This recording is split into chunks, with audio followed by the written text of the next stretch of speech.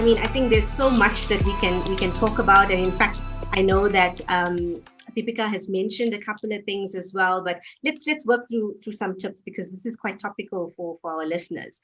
And like you said, in that blog post on my Inspire Your Life podcast, as well as on my website, the audience and listeners are more than welcome to go and have a look at that.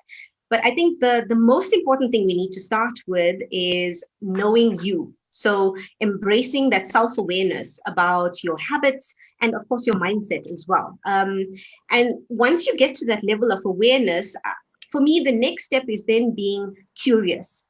And being curious means asking the why behind, well, why is this habit in place? And why is this mindset in place? Where is it coming from?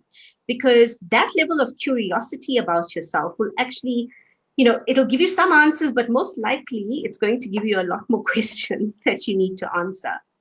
And from there, that's where I think we can then start to reach out to our ecosystem of support that Deepika has mentioned, and we've mentioned now earlier as well.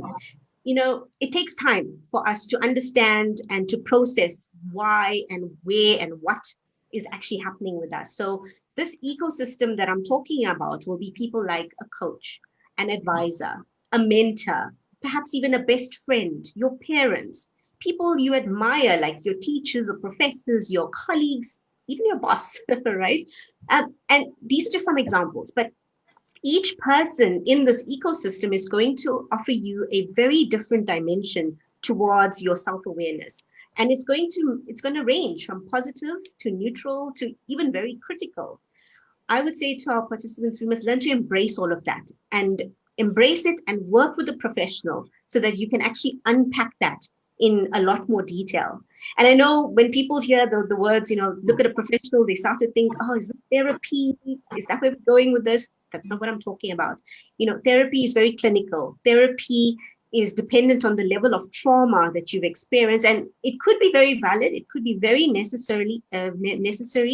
But I guess what I'm talking about here is to help us understand what are those historical contexts that have actually shaped us to be where we are now in our present, and using that to determine and create a future outcome that's both healthy, productive, and successful for us.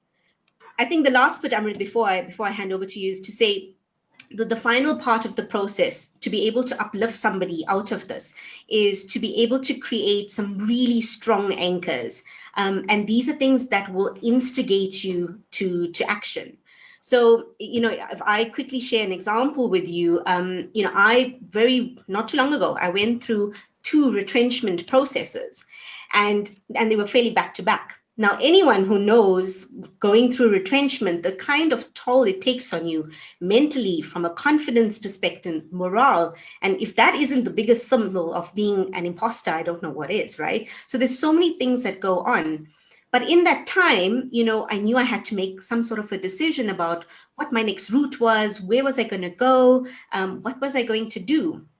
And the anchor that I chose to use was actually my son, because I wanted to present to him a mom who was whole, purposeful, and well-resourced. And in that moment when I was going through that, I knew that that was not me.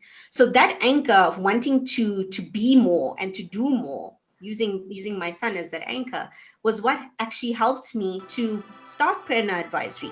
And 2 years later, to be sitting here with all of you talking about imposter syndrome. So yeah, let me leave it at that, Amrit, and we'll carry on from there.